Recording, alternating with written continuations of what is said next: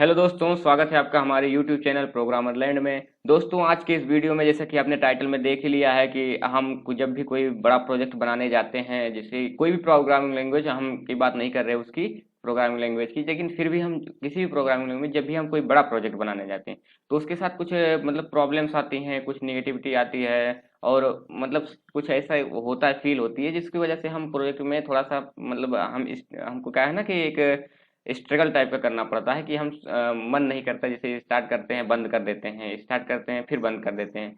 तो इन सब चीज़ों को दूर करके हम कैसे उसको स्टार्ट करें और कैसे एक बड़े प्रोजेक्ट में हम काम करना शुरू कर सकते हैं, तो इसी बात पे हम अभी डिस्कस करेंगे। और ये हमारा हमारा यूट्यूब चैनल है जिसमें हमने कई सारे वीडियोस बना के पहले से ही डाल दिए हैं, जिसमें कि कई सारे आपको प्रोजेक्ट्स मिल जाएंगे। और ये प्रोजेक्ट्स मेनली जावा के लिए हैं, तो अगर आप चलाते हैं या फिर जावा आपने सीखी है तो उसके लिए ये प्रोजेक्ट आपको काम आ सकता है। लेकिन अगर आप अदर कोई लैंग्वेज सीख रहे हैं तो कोई दिक्कत नहीं है, ये वीडियो तब भी आपके बहुत काम आएगा। ना ये वीडियो ना कि नेसेसरी है सिर्फ जावा के लिए, ये किसी भी लैंग्वेज के लिए है। और सबके लिए सेम, मतलब कि इसमें जो बताया जाएगा आपको वो सारे लैंग्वेज पर मतलब काम करेगा। तो चलते हैं एक छोटे से प्रोजेक्ट पे, जो कि हमने ओपन कर लिया इक्लिप्स, और इसमें एक छोटा सा प्रोजेक्ट है जो कि जावा में लिखा हुआ है। और ये है लगभग 200 लाइन का कोड है। ये देखिए 258 लाइन का कोड है। अब दोस्तों 258 लाइन का कोड, जैसे कि हाँ, सबसे पहले मैं शुरू से बात करना चाहूँगा कि जैसे जब भी कोई आप बड़ा प्रोजेक्ट लेते हैं तो सबसे पहले आपको क्या करना होता है कि आप उसके मतलब उसका लेआउट समझने के लिए, उसको समझने के लिए एक कोई पहले से बना हुआ प्रोजेक्ट रीड करना चाहते हैं, कि जो कि अगर पहले से वो एप्लीकेशन बना हो या उस वो प्रोजेक्ट बना हो तो हम उसको रीड करें और उसके हिसाब से हम फिर अपने प्रोजेक्ट पे काम करना शुरू कर दें। लेकिन इसके साथ सबसे बड़ी प्रॉब्लम ये आती है कि जब भी आप कोई अदर प्रोजेक्ट जो कि पहले से बना हुआ है उसको जैसे ही आप देखते हैं तो आपके सामने एक 300-400 लाइन का कोड आ जाता है। और सबसे ज्यादा मतलब हालत उस समय खराब होती है कि आपके पास 300-400 लाइन का कोड आ गया और आपको उसमें मतलब समझ में तो आएगा कि ये यहाँ पर ये लिखा हुआ है तो ये है, लेकिन आपको आपके अंदर एक निगेटिविटी आ जाएगी कि 300 लाइन का कोड मैं समझूंगा कैसे, या फिर मतलब 300 लाइन का कोड जो है वो मतलब समझने में थोड़ा सा मतलब इरिटेट लगता है कि कुछ निगेटिविटी टाइप का आएगा कि पता नहीं मैं कर पाऊंगा कि नहीं कर पाऊंगा, और यही सब आती है। तो वही सब बहुत सारे लोगों के साथ ये प्रॉब्लम हुई कि मतलब जो बड़ा प्रोजेक्ट बनाना चाहते हैं लेकिन बड़े प्रोजेक्ट को देख के निगेटिविटी आ जाती है उनके अंदर, वो बना नहीं पाते हैं। तो इन सबको मतलब बड़े प्रोजेक्ट पे काम स्टार्ट करने के लिए हम करेंगे कि सबसे जो सिंपल मतलब सबसे आसान जो है वो करेंगे। जैसे कि आप कोई भी प्रोग्रामिंग लैंग्वेज यूज कर ले, उसमें मेनली क्या होता है, कोडिंग होता है और प्रोग्रामिंग होता है। प्रोग्रामिंग कुछ नहीं है, बस एक मतलब मेथड है जिससे आप कोई भी प्रॉब्लम सॉल्व करते हैं, वही है। और सारे प्रोग्रामिंग लैंग्वेज में यही होता है।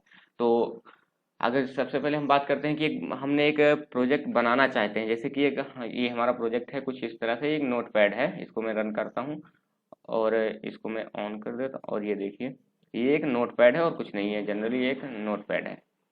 हम्म एक नोटपैड में कुछ है मतलब टेक्स्ट एरिया वगैरह है, और ये सब एक जीयूआई एप्लीकेशन है जो कि मान सकते हो कि एक कंप्लीट प्रोजेक्ट है, और इसको हमको बनाना था। तो हमने ये बना लिया। अब इसमें इसमें बहुत से लोगों को कन्फ्यूजन हो जाती है कि मतलब ये सारा मैं बना पाऊंगा कि नहीं बना पाऊंगा, इतना ज़्यादा कोड इसमें लिखा हुआ है। तो उन सब के लिए ये वीडियो मेनली है। तो सबसे पहले जैसे कि आपने ये डाउनलोड किया, मैंने ये इस प्रोजेक्ट का भी लिंक दे रखा है कि अगर आप जावा सीख रहे हैं तो आपके लिए हेल्पफुल हो सकता है। तो आपने प्रोजेक्ट खोला और आपके सामने आ गया 250 लाइन का कोड। 250 लाइन का कोड आने के बाद आपकी मतलब समझ रहे हैं ना, हाँ, वही हालात हो जाती है। तो मैं वीडियो में बोल नहीं सकता, लेकिन आप समझ रहे हैं। और मस्ती के लिए इधर उधर करते रहते हैं तो कोई दिक्कत वाली बात नहीं है, लेकिन आप समझ जाएंगे कि क्या मैं कहना चाहता हूँ। तो जब भी 250 लाइन का कोड आपके सामने आएगा आप थोड़ा सा मतलब उसमें कंफ्यूज हो जाएंगे कि इसमें लिखा क्या है। लेकिन ये लिखा कुछ नहीं है, बस एक आपको लेआउट समझना है कि मुझे करना क्या है। सबसे बड़ी चीज ये ना कि आपको करना क्या है, ये अपने दिमाग में रखिए। उसके बाद जो आप उसमें जैसे अगर एक बड़ा प्रोजेक्ट हम बनाएं तो हमें बड़ा प्रोजेक्ट के लिए सबसे पहले बाहरी लेआउट बनाना पड़ेगा कि ये आखिर जैसे पहले हमें तो प्लेटफॉर्म चुनना पड़ेगा कि कौन कौन सा प्लेटफॉर्म पर हमारा एप्लीकेशन चलेगा। या फिर अगर उससे भी पहले आता है कि हम चुनते हैं एक प्रोग्रामिंग लैंग्वेज, वो भी सबसे बेस्ट है, प्रोग्रामिंग लैंग्वेज चुनते हैं। चाहे वो जावा हो, सी हो या सी प्लस प्लस, कुछ भी हो। उसके बाद हमको करना क्या है कि हमको बनाना क्या है। जैसे अगर हमको नोट पैड बनाना है एक, तो नोट पैड में एक जीयूआई होगा, जिसमें कुछ लिखने के लिए एक टेक्स्ट एरिया होगा। टेक्स्ट एरिया देखो क्या है ना कि ये जो मतलब कॉमन चीजें हैं। अ, आप कहीं भी जावा स्क्रिप्ट सी प्लस प्लस कहीं भी जाएंगे यही सब होगा, टेक्स्ट एरिया, बटन, और यही सब होंगे, लेबल्स, यही हर जगह यही आपको मिलेगा। तो इसमें कोई कंफ्यूज होने वाली बात नहीं है। जीयूआई एप्लीकेशन जब भी आप बनाएंगे यही सब आपको मिलने वाला है। पैनल्स हो गया और भी मतलब थोड़ा सा सिमिलर ही होंगे, कोई दिक्कत वाली बात नहीं है। तो सबसे पहले आप यहाँ पर करेंगे क्या कि आपको बनाना क्या है वो देखेंगे, और बनाने के लिए सबसे बाहरी चीज क्या है वो देखेंगे। जैसे सबसे पहले हमको हमने कह दिया कि हमको इसमें एक जीयूआई एप्लीकेशन बनाना है। जीयूआई एप्लीकेशन तो बन जाएगा, तो जीयूआई एप्लीकेशन बन जाएगा। और इसके साथ जो है, एक मिनट इसको थोड़ा सा मैं कमेंट मार दे रहा हूँ। अब ठीक है। हम्म, इसको मैं डिटेल में एक्सप्लेन कर दे रहा हूँ। हाँ, तो जैसे ये एक जीयूआई एप्लीकेशन, सबसे पहले आप इससे इसके फंक्शंस पे मत जाइए, इसमें क्या क्या लगा हुआ है, कोई दिक्कत वाली बात नहीं है। सबसे पहले आपको बनाना है कि ये हमारा एक कंटेनर टाइप का होगा। ठीक है, कंटेनर में कुछ बटन्स होंगे। बटन ये एक हिसाब से मेनू बार है। तो वो हिसाब से मतलब कुछ होगा, यहाँ पे आइटम्स होगा, उसको हम बाद में ऐड करेंगे, पहले हम इसको बाहरी लेआउट बनाएंगे। बाद में ऐड करने के बाद इसमें सारे फंक्शंस हम लिखेंगे। अब सबसे बड़ी चीज ये कोड में अगर आए तो देखेंगे कि यहाँ इतने सारे कोड लिखे हैं, इतने सारे मेथड्स लिखे हैं। लेकिन आप एक साथ, सबसे बड़ी चीज, आप एक साथ सारे मेथड मत देखो। हम्म जैसे कितने सारे मेथड्स लिखे हुए हैं, यहाँ पर ये मेथड लिखा हुआ है, इसको मत देखो, इग्नोर कर दो, सीधे सीधा इग्नोर करो पहले। और जब आपको इसकी जरूरत पड़े, आप समझ रहे हो ना, जब आपको किसी मेथड की जरूरत पड़े, जब आप स्टार्ट कर दिए उसके बाद आपको जितनी चीजों की जरूरत पड़ रही है, आप अपने हिसाब से उस मेथड को बनाइए। पहले आप बड़े से मेथड को मत देखिए, क्योंकि वो उसमें कंफ्यूजन हो जाती है। आपको जो जरूरत पड़े, जिस मेथड की जरूरत पड़े, उसको आप अपने हिसाब से बनाइए, और पहले मत देखिए, क्योंकि अगर पहले देख लेंगे तो इतने सारे मेथड्स होंगे उसमें कंफ्यूज हो जाएंगे। तो सबसे बड़ी चीज, जो आपकी जरूरत होगी आप अपने जरूरत के हिसाब से सारे कोड्स लिखेंगे। जैसे मैंने यहाँ ट्राई कैच लिख दिया, लेकिन अगर आपको ट्राई कैच नहीं जरूरत पड़ रही है तो आप बिना ट्राई कैच के भी इसको लगा सकते हैं। ये हुई मतलब सबसे मेन बात है ना कि जो आपको जरूरत पड़ रही है वो आप लगाएं। अगर आप अपने प्रोग्रामिंग लैंग्वेज से पूरी तरह संतुष्ट हैं कि ये आपको आता है, तो आप अपने हिसाब से कुछ भी लिखें। जरूरी नहीं कि जो मैं लिखा हूँ या जो प्रोजेक्ट में लिखा है वही सही है, वो भी थोड़ा सा लो हो सकता है या फिर इधर उधर हो सकता है। तो आप अपने जरूरत के हिसाब से सारी कोड्स लिखेंगे। जैसे कि आपको एक क्लास बनानी है, एक ऑब्जेक्ट ओरिएंटेड प्रोग्रामिंग लैंग्वेज है, तो इसमें क्लास और मेथड ऑब्जेक्ट इसका कॉन्सेप्ट है। तो इसमें सबसे पहले आप एक क्लास बनाएंगे, क्लास में कुछ मेथड्स वगैरह लिखेंगे, वेरिएबल डिफाइन करेंगे। जैसे यहाँ पर हमने कितने सारे वेरिएबल एक साथ बना दिए, लेकिन आपको ये लग रहा होगा कि एक साथ पहले ही बन चुका है, ये नहीं हुआ है। पहले हमने छोटा सा एक जो लेआउट था उसको बनाया, बाद में ये सारे मेथड जो है हमने वेरिएबल डिक्लेयर किए हैं यहाँ पे। ये पहले नहीं लिखे थे, शुरुआत में ये थे ही नहीं, बाद में ये सब आए हैं। तो वही कह रहा हूँ कि पहले ही इन सब पूरे उस पे मत चले जाओ, स्टार्टिंग से करो।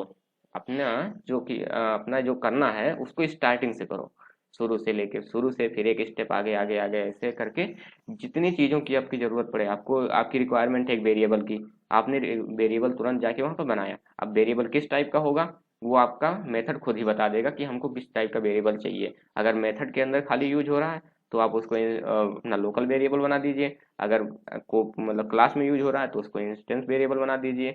और अगर कहीं और भी दूसरे क्लासेस में भी यूज हो रहा है तो उसको स्टैटिक बना दीजिए। तो उसी हिसाब से बाद में ऐड करते जाना। जरूरी नहीं कि पूरा कोड आपको एक साथ ही समझ जाए, आप अपने जरूरत के हिसाब से कोड लिखिए। तो मतलब यही था, ज्यादा ज्यादा कुछ है नहीं, बस यही था कि आपको जो जरूरत है वो लिखिए, पहले ही पूरा कोड मत देखिए। जैसे इतने सारे मेथड हैं तो क्या ये इतने सारे मेथड मैंने एक साथ लिखे थे? नहीं, मुझे जो जरूरत पड़ रही थी मैं उसको लगाते चला गया, और पहले कोड था 10 लाइन का, फिर उसके बाद वो 250 हो गया। स्टार्टिंग में सिर्फ 10 लाइन का कोड था, तो मुझे जितनी जरूरत पड़ती गई मैंने उन सबको ऐड करते चला गया, और बाद में ये पता चला कि ये 250 लाइन का हो गया। अब मुझे देखने के बाद एक बार देखता हूँ तो मुझे खुद नहीं समझ में आता कौन सा कहाँ था। ये फाइल यहाँ पर लगी हुई है, फाइल की क्लास, तो ये किस लिए लगी थी, मतलब एक बार मुझे भी सोचना पड़ रहा है किस लिए लगी थी। तो यही होता है कि बड़ा जो प्रोजेक्ट होता है उसमें कन्फ्यूजन बहुत होती है। तो अगर आप बड़े प्रोजेक्ट में स्विच करना चाहते हैं, कि कोई बड़ा प्रोजेक्ट बनाना चाहें, जैसे कैमरे का एप्लीकेशन बनाना है इमेज व्यूअर और ये सब जो भी है फाइल एक्सप्लोरर वगैरह, जो भी बड़े बड़े प्रोजेक्ट्स हैं उनको बनाना चाहते हैं तो आपको मतलब स्टार्टिंग से करना होगा कि सबसे पहले एक जीयूआई बनाएं, उसमें फंक्शंस ऐड करते जाएं और लास्ट में ये होगा कि आप 5 लाइन से शुरू करेंगे और 5000 लाइन तक पहुंच जाएगा। आपको मतलब उसमें कन्फ्यूजन ही नहीं होगी कब बन गया, और बाद में जब आप अपना ही कोड देखेंगे तो आपको कन्फ्यूजन होगी कि कौन सा कहाँ से चल रहा था। तो यही है, सिंपल चीज़ यही है, बड़ा प्रोजेक्ट कोई बहुत बड़ी चीज़ नहीं है, आराम से बन जाएगा। और अगर आपको कोई दिक्कत हो रही है तो आप कमेंट कर दीजिए, कुछ भी आपको प्रॉब्लम इसमें आई हो या फिर अगर आप कुछ बताना चाहते हैं हमको, कोई मैसेज देना चाहते हैं तो कमेंट जरूर करिए। और चैनल को सब्सक्राइब कर दीजिए ताकि आगे वाले प्रोजेक्ट्स जो हैं मैं इस चैनल पे डालूं और वो आप तक पहुंच जाए। और ये वाला जो नोटपैड वाला कोड था, अगर आप जावा सीख रहे हैं तो आपके लिए मैं ये इसका जो डाउनलोड लिंक है वो डिस्क्रिप्शन में दे दूंगा वीडियो के। तो चैनल को सब्सक्राइब कर दीजिए अगर ये वीडियो पसंद आई हो तो, और चलते हैं।